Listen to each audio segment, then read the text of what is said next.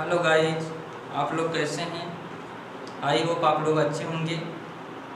जो कि सर्वप्रथम पीआर मेमोरियल में आप लोगों को स्वागत है। आज हमने इसी के साथ आज हमने जो न्यू टॉपिक लेकर आए हैं, ऊष्मा और तापमान यानी कि हीट एंड टेम्परेचर, उसी के बारे में बात करेंगे और कुछ इम्पॉर्टेंट चीज़ें भी बताएंगे। ओके फ्रेंड, तो आइए पढ़ते हैं और जो चीज़ें पढ़ाया जाता है उसे नोट डाउन करते रहिए, जिससे कि भविष्य में कभी देखा जा सके। ठीक है फ्रेंड, आइए हम स्टार्ट करते हैं। देखिए, हमारा है ऊष्मा और तापमान, हीट एंड टेम्परेचर। यानी कि देखा जाता है हीट किससे पैदा होती है, यानी हीट जो होता है यानी ऊष्मा जो होती है वो कैसे मिलता है। ठीक है, पहले नंबर जान लेते हैं ऊष्मा क्या है। ठीक है, ऊष्मा एक प्रकार की ऊर्जा है। ऊष्मा क्या है? एक प्रकार की ऊर्जा है जिसे हम कैलोरीमीटर द्वारा मापते हैं, जिसे हम कैलोरीमीटर द्वारा मापन करते हैं। ओके गाइस, जिसे हम कैलोरीमीटर द्वारा मापन करते हैं। इसकी जो इकाई होती है, जो यूनिट होती है, वह किस में होती है? वह इसकी इकाई सर्वप्रथम यम के एस प्रणाली या सिस्टम में इसकी यूनिट होती है। लिख लीजिए यम के एस और एस आई। ये क्या है? यह हमारा ऊष्मा का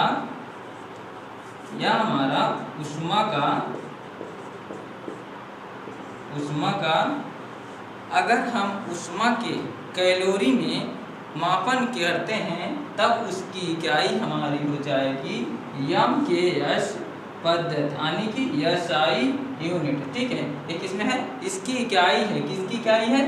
टेम्परेचर, यानी कि ऊष्मा की, हीट की ये इकाई है यम के एस। ठीक है फ्रेंड, तो आइए देखते हैं अब हमें इकाई यानी कि यूनिट ऑफ हीट, ऊष्मा की इकाई क्या होती है। ठीक है,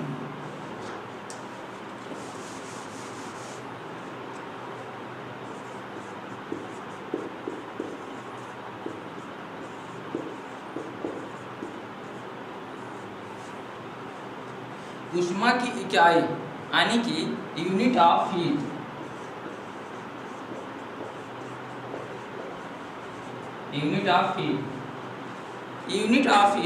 यूनिट हमारी जो यूनिट ऑफ हीट होती है, ऊष्मा की इकाई होती है, यह हमारा सर्वप्रथम 3 पार्ट में विभाजित किया गया है। फर्स्ट लिखिए पार्ट हमारा जो होता है वह कैलोरी होती है। कैलोरी, ठीक, फर्स्ट जो है कैलोरी, फर्स्ट जो हमारा है कैलोरी, यानी कि कैलोरी किसे कहते हैं?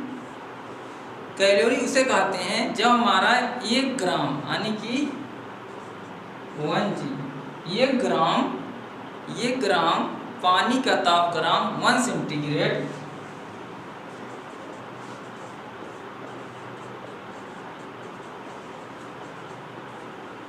पानी का तापक्रम 1 सेंटीग्रेड होता है, तब जब हम इसे बढ़ाने के लिए जितना ऊष्मा की आवश्यकता होती है उसे हम 1 कैलोरी कहते हैं। यानी कि 1 ग्राम हमारा पानी का तापक्रम 1 सेंटीग्रेड है, तब तक हमें इसे बढ़ाने के लिए जितना हमें ऊष्मा की आवश्यकता होती है उसे हम 1 कैलोरी कहते हैं। ठीक है, अब 1 कैलोरी बराबर क्या होता है?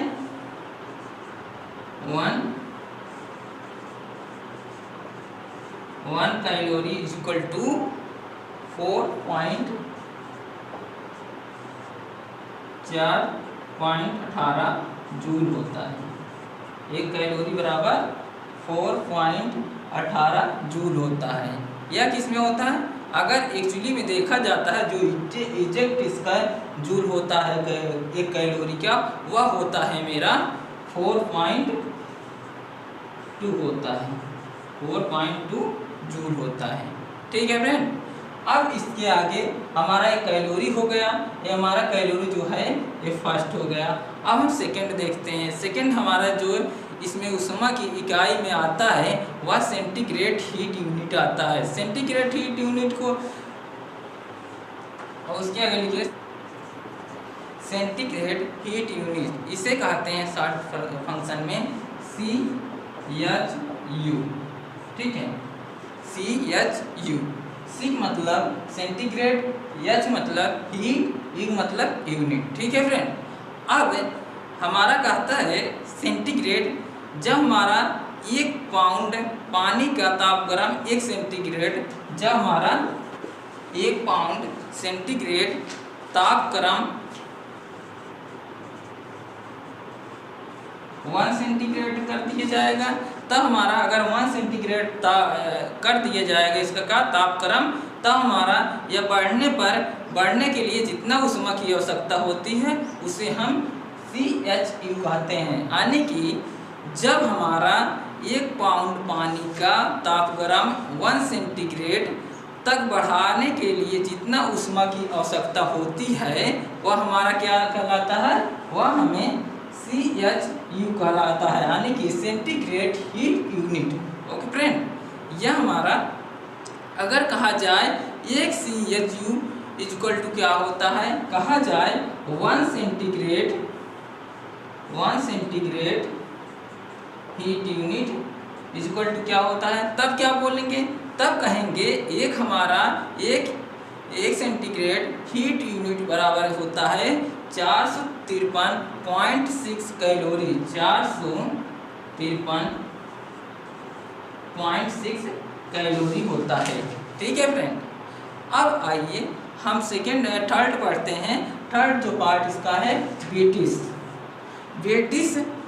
British thermal unit. British thermal unit को हम BTU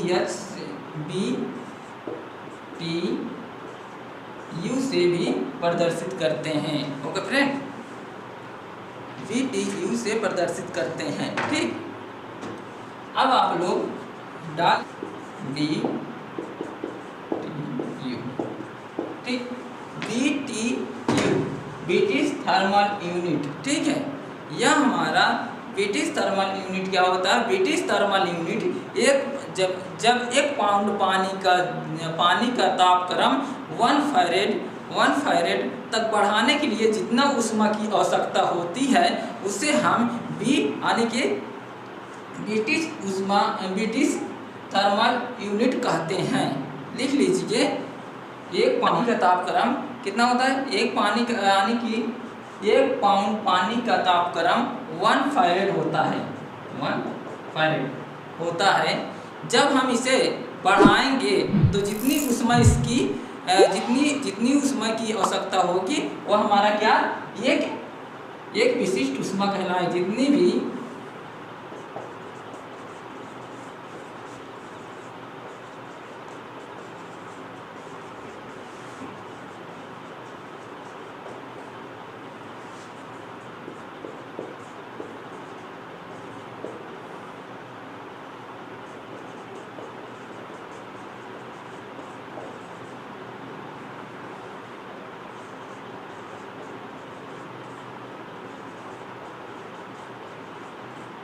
British thermal unit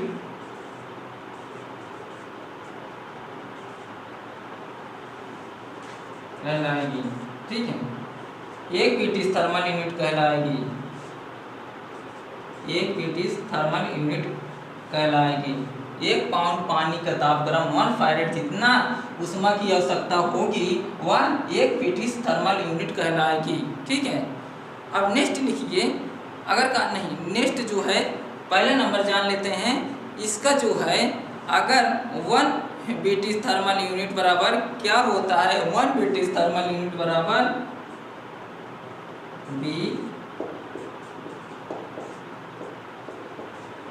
1 British thermal unit बराबर क्या होता है, 1 ब्रिटिश थर्मल यूनिट बराबर होता है 252 कैलोरी। क्या होता है, 252 कैलोरी होता है। ठीक, यह किसमें बता रहा है, विशिष्ट थर्मल यूनिट, यानी ब्रिटिश थर्मल यूनिट में 252 कैलोरी होता है। एक बीटी थर्मल यूनिट में 252 कैलोरी होता है। ओके फ्रेंड, अब पता करते हैं जो हमारा 3 फंक्शन है दिया था। पहला जो था कैलोरी जो होता है, 1 कैलोरी इक्वल टू 4.18 जूल होता है। इजेक्ट में इसका 4.2 जूल होता है। अब सेंटीग्रेड का जो होता है, सेंटीग्रेड CHU जो होता है वह हमारा, अगर 1 सेंटीग्रेड ताप बढ़ाएंगे ऊष्मा की, और 1 सेंटीग्रेड ताप बढ़ाने के लिए जितनी ऊष्मा आवश्यकता होगी वो हमारा क्या कराएगा, CHU। अब जो CHU 1 CHU इक्वल टू 453 यानी कि 453.6 कैलोरी होती है। वहीं देखिए ब्रिटिश थर्मल यूनिट में जो होता है, ब्रिटिश थर्मल यूनिट BTHU कहते हैं। यह जो होता है 1 पाउंड पानी का तापक्रम 1 सेंटीग्रेड अगर बढ़ाने के लिए जितनी भी ऊष्मा की आवश्यकता होगी वह हमारा एक ब्रिटिश थर्मल यूनिट कहलाएगी। उसे हम 1 British thermal unit equal to होता है 252 कैलोरी, जिसे हम 1 CHU इक्वल टू 1.8 रखते हैं। ठीक है फ्रेंड, अब आइए अगर हमें इसे हीट ऊष्मा और टेम्परेचर को अलग अलग फंक्शन में डिवाइड करें, डिफरेंट बिटवीन हीट टेम्परेचर अगर करना हो डाल दिए हीट। सर्वप्रथम देख लें टेम्परेचर और हीट यानी कि हीट और टेम्परेचर के बारे में पढ़ेंगे। ठीक है, अब देखते हैं जो हमारा हीट में होता है वो क्या होता है। हीट को हम एक प्रकार की ऊर्जा मानेंगे। क्या है हमारा जो ऊष्मा है वह एक प्रकार की ऊर्जा है, और देखा जाता है इसमें क्या होता है, और ऊष्मा जो होती है हमारी एक कैलोरी होती है, और इसमें होता है क्या, इसमें और प्रकार के पाया जाता है जो कि हमारा ऊष्मा का कैलोरीमीटर से ज्ञात भी किया जाता है। और इसमें किसी वस्तु में ऊष्मा का मान शून्य या ऋणात्मक नहीं हो सकता है, और ये 2 वस्तुओं की ऊष्मा की मात्रा के बराबर होता है। ठीक है, वह क्या होता है, ऊष्मा ये दो ऊष्मा की मात्रा के बराबर होता है, जो कि अलग अलग तापक्रम में होते हैं। ठीक है, जबकि टेम्परेचर यानी कि तापमान ऐसा नहीं है। तापमान जो होता है हमारा यानी कि टेम्परेचर जो होता है वह हमारा ऊष्मा की अवस्था को बताता है, और इसकी इकाई डिग्री में की जाती है, और टेम्परेचर में थर्मल से ही ज्ञात किया जाता है, थर्मल एनर्जी से ज्ञात की जाती है। ठीक है, और इसमें इसका तापमान शून्य व ऋणात्मक हो जाती है। ठीक है फ्रेंड, तो आइए जो हम पढ़ते हैं पहला जो है हमारा टेम्परेचर। अब अभी हमने जो भी पॉइंट पढ़े हैं वह हमारा यानी कि ऊष्मा के बारे में, हीट के बारे में पढ़े हैं। अब आइए हम आपको टेम्परेचर के बारे में बताते हैं। एक्चुअली में टेम्परेचर कहते किसे हैं। टेम्परेचर वह तापमान ऊष्मा की आवश्यकता बताता है। तापमान की ऊष्मा की आवश्यकता क्या बताता है, टेम्परेचर जो है वह तापमान ऊष्मा की अवस्था को बताता है कि हमारा टेम्परेचर यानी कि किसी वस्तु का टेम्परेचर कितना है, या क्या बताता है, यह तापमान है टेम्परेचर बताता है, किसी ऊष्मा का अवस्था को बताता है।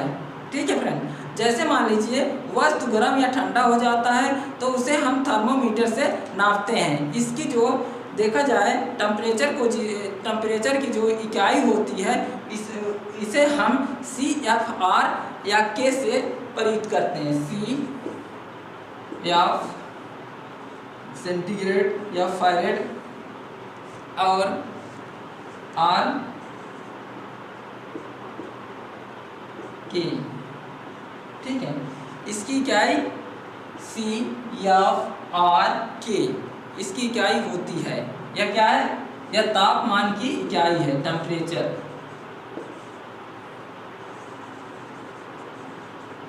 की इकाई है यानी कि यूनिट। ठीक, टेम्परेचर की यूनिट क्या होती है, CFR K, यह टेम्परेचर की यूनिट है फ्रेंड। अब आइए इसके आगे हमारा थर्मोमीटर एक्चुअली में थर्मोमीटर वह होता है जो हमारा तापमान मापन करने के यंत्र को थर्मोमीटर कहते हैं, यानी तापमान मापन के यंत्र को थर्मोमीटर कहते हैं। थर्मोमीटर जो होता है विभिन्न तापमानों को नापने का कार्य करता है, जो हमें किसी तापमान के मापन करने के लिए प्रयोग किया जाता है थर्मोमीटर का। अब आइए विभिन्न प्रकार के पैमानों को देखते हैं। ठीक है, जैसे हमारा तापक्रम पैमाना पानी के जमाव बिंदु व उबाल बिंदु के अनुसार कैलिब्रेटेड किया जाता है, जिसके आपस के संबंध में निम्न प्रकार के पैमाने पाए जाते हैं। निम्न प्रकार के कुछ बिंदु एंड कुछ वस्तुएं पाई जाती हैं जो कि हमें यह बताता है कितनी हमारी टेम्परेचर है, कितनी सेंटीग्रेड पर टेम्परेचर है, कितना हम मेजर करते हैं। ठीक है, अब आइए कैलिब्रेटेड के द्वारा हम किसी मापन का तापक्रम का मापन करते हैं। ठीक है, पहले हमने जैसे बताया कि तापमान का इकाई होता है CFR के। अब कहा जाए ये जो फंक्शन है, अब C जो है हमारा यानी कि सेंटीग्रेड, C क्या कहेंगे सेंटीग्रेड, इसका जमाव बिंदु क्या होता है, जमाव बिंदु इसे हम कहेंगे 0 सेंटीग्रेड। कितना 0 सेंटीग्रेड इसका जमाव बिंदु होता है। इसमें 3 पार्ट, एक पार्ट मान लें पैमाना, ठीक, एक पार्ट जो है पैमाना मान लें, एक बार जमाव बिंदु, 3 पार्ट में विभाजित कर दीजिए, जमाव बिंदु और उबाल बिंदु।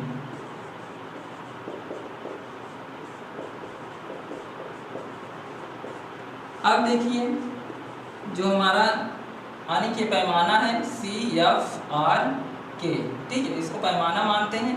ठीक, अब इसका जमाव बिंदु होता है 0 सेंटीग्रेड और फारेड का जमाव बिंदु होता है 32 फारेड और हमारा R का जमाव बिंदु होता है 273 के और इसका जो R का होता है, R का जमाव बिंदु होता है 273 के और इसका एक्चुअली में इसका K का जमाव बिंदु होता है, यहाँ पर K का जमाव बिंदु 273 कैलोरी हो रहा है, 273 के होता है। ठीक है, अब जो R का होता है, R की मापन का होता है इसका 0 सेंटीग्रेड रेडियस। ठीक है, अब इसे उबाल बिंदु में देखते हैं, तब क्या होता है, इसे हम 100 सेंटीग्रेड पर प्रयुक्त करते हैं और फारेड को हम 212 फारेड तक उपयोग करते हैं, उबाल बिंदु 212 फारेड। ठीक है, और इसका किसका मतलब K का जो है इसका उबाल बिंदु कितना होगा, इसका होगा 373 के। ठीक है, अब R का देखते हैं, इसी तरह R का जो होता है 80 सेंटी रेडियस। ठीक, ये हमारा निकल के आ गया ये थर्मोमीटर के कुछ निम्न कारक। ठीक है, अब आइए नेक्स्ट हम पढ़ते हैं कुछ इसमें अंतर यानी बिटवीन प्रकार के कुछ अंतर पढ़ते हैं। ठीक है, उसके बारे में हम आप लोग बताएंगे क्या होता है। ठीक है, आइए देखते हैं। जैसा कि अगर हमें एक फार्मूला इस पर डिपेंड होता है, जो यानी टेम्परेचर पे एक फार्मूला डिपेंड होता है, वह फार्मूला किस पर डिपेंड होता है उसको लिख लीजिए, जिससे कि कुछ चीज़ें न्यूमेरिकल वगैरह सॉल्व करने के लिए आपको वो फार्मूले की आवश्यकता पड़ेगी। ठीक है, लिख लीजिए, इसका फार्मूला लिख लीजिए टेम्परेचर के। जैसे हमने बोला पहले वाला C जो इसकी इकाई बताए थे यूनिटी, यानी कि उसका लिखे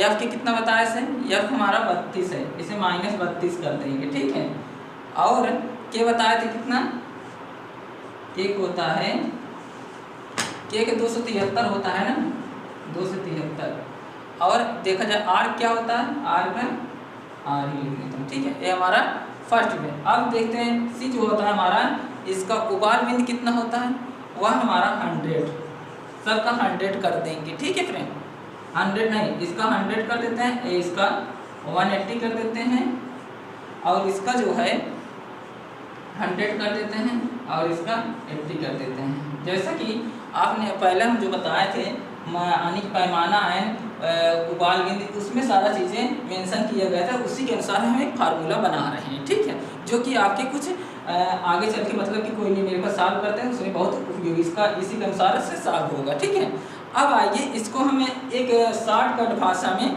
शॉर्टकट फार्मूला बनाते हैं, जिससे कि आपको इतना सारा लिखने की ज़रूरत नहीं है। ठीक है, उसमें देखते हैं।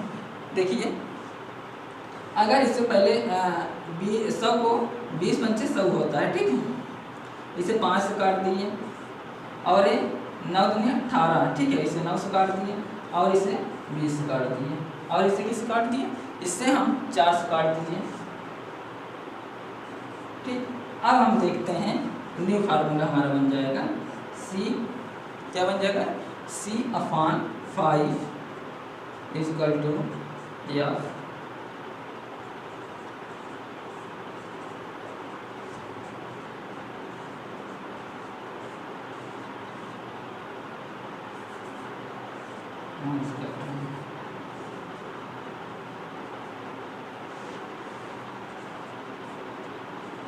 ये हमारा फार्मूला बन गया टेम्परेचर का। ठीक, ओके फ्रेंड। अब आइए हम विशिष्ट ऊष्मा पढ़ते हैं। विशिष्ट ऊष्मा मतलब कि स्पेसिफिक हीट, उसके बारे में पढ़ते हैं, वो क्या होता है। विशिष्ट ऊष्मा, इसे हम कहेंगे स्पेसिफिक हीट। ठीक है, इसके बारे में बताएंगे। एक्चुअली में विशिष्ट ऊष्मा होता क्या है। विशिष्ट ऊष्मा जब किसी वस्तु की इकाई मात्रा का तापमान 1 सेंटीग्रेड तक बढ़ाने के लिए आवश्यक ऊष्मा की मात्रा को हम मतलब कि विशिष्ट ऊष्मा कहेंगे, जो कि हमारा या 1 सेंटीग्रेड ताप बढ़ाने के लिए जितनी आवश्यकता ऊष्मा की मात्रा, जितना आवश्यकता पड़ती है ऊष्मा की, वह उस ऊष्मा का मात्रा को उस पदार्थ की विशिष्ट ऊष्मा कहलाती है। इसे हम जो विशिष्ट ऊष्मा हमारा है, इसे हम यश से प्रदर्शित करते हैं। किससे, यश से। इसकी छोटी इकाई होती है यश। Okay friend. अब जो है जल की विशिष्ट ऊष्मा सर्वाधिक होती है। इसमें क्या, अगर देखा जाए विशिष्ट ऊष्मा जो होती है वह इसमें इसकी सर्वाधिक जल की अपेक्षा क्या होती है, सर्वाधिक अधिक होती है। यदि हमें केजी माने किलोग्राम जल का तापमान 1 सेंटीग्रेड तक बढ़ाया जाए तो हमारा क्या हो जाएगा, तब एक फार्मूला डिपेंड हो जाएगा। वह हो जाएगा यानी कि हम जो है विशिष्ट ऊष्मा को यश से प्रदर्शित करते हैं, तो फार्मूला क्या हो जाएगा, यश equal to Q upon M into delta T. अब जो है हम देखते हैं, जो यह फार्मूला बन का है, यम क्या है, द्रव्यमान है, डेल्टा टी क्या है, इसके टाइम के अकॉर्डिंग चल रहा है। Okay friend. अब देखते हैं जो कि इस फार्मूले से इसकी इकाई कैसे पता करेंगे। ठीक है, इस इकाई मतलब यूनिट कैसे पता करेंगे। एक हमारा फार्मूला एक बन का आता है एसआई में। ठीक, एसआई में क्या होगा, हम इसको भी लिख सकते हैं, जैसे मान लीजिए केजे प्रति ग्राम सेंटीग्रेड। इसे लिखना है केजे से ही, केजे या केजीएस से लिखा जा सकता है। ठीक है, या किस में आएगी, या एसआई में आएगी। एसआई हमारा क्या है, एक यूनिट है। ठीक है, जो हमें या निकालेंगे वह हम सेंटीग्रेड में निकालेंगे, सेकेंड सेंटीग्रेड। ठीक है, ओके फ्रेंड। अब आइए अगर हम इसे सॉल्व करेंगे, ये हमारा लिख सकते हैं। जैसे मान लीजिए जल की विशिष्ट ऊष्मा क्या होती है, जल की विशिष्ट ऊष्मा यानी कि यश जो है, यश हम किसमें आता है, विशिष्ट ऊष्मा आता है। ठीक है, अब यश इक्वल टू 1 कैलोरी प्रति जीएम सेंटीग्रेड कर भी सकते हैं, और यश इक्वल टू 1 कैलोरी प्रति केजी सेंटीग्रेड कर सकते हैं, और इसका क्या बना सकते हैं, और यश 4.2 इंटू 10 घाते क्यू के प्रति केजी सेंटीग्रेड भी कर सकते हैं। ऐसे विभिन्न फार्मूला हम इसको सॉल्व कर सकते हैं। Okay friend. अब आइए नेक्स्ट हम पढ़ते हैं। अच्छा ये बताइए, जो इसमें विशिष्ट ऊष्मा होता है वह हमारा जल का यांत्रिक तुल्यांक कितना होता है। एक्चुअली में जब हमारा जल का यांत्रिक तुल्यांक होता है वह होता है 4186 जूल होता है।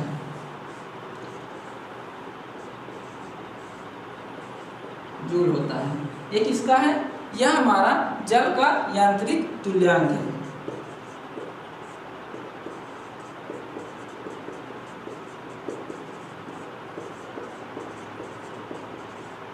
जल का यांत्रिक तुल्यांक होता है 4186 जूल। ठीक, जूल को जे से बदल सकते हैं। ठीक है फ्रेंड, अब आइए नेक्स्ट हम पढ़ते हैं ऊष्माधारिता। ऊष्माधारिता यानी कि थर्मल कैपेसिटी।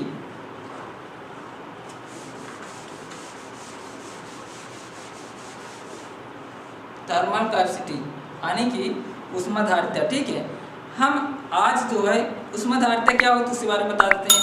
ऊष्माधारिता यानी कि किसी वस्तु की कुल मात्रा का तापमान 1 सेंटीग्रेड तक बढ़ाने के लिए आवश्यक ऊष्मा की मात्रा को क्या कहते हैं? ऊष्माधारिता। ठीक है, हम आज यही समाप्त करते हैं। कल आपको हम पढ़ाएंगे ऊष्माधारिता से आने की शुरुआत करेंगे। कुछ इंपॉर्टेंट चीज़ें बता, जैसे हमारा जल तुल्यांक हो गया, पायरोमीटर हो गया, ऐसे बहुत से इंपॉर्टेंट पॉइंट बताएंगे आपको कल जो है पढ़ाएंगे। Okay friend, thank you.